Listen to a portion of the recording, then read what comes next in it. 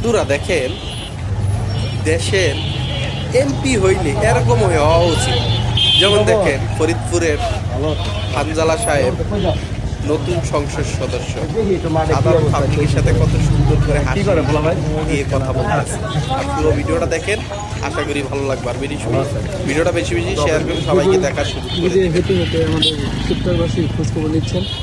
রবিবার দিনে সারাদিন মেদানে আমরা সবাই ওদের খোঁজখবর নিচ্ছি। এক মাস আছে কেমন কেমন আছে কেমন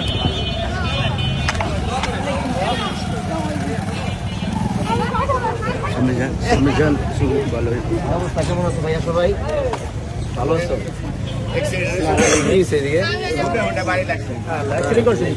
কি অবস্থা? কি কর ভাইয়া, সব ঠিকঠাক আছে?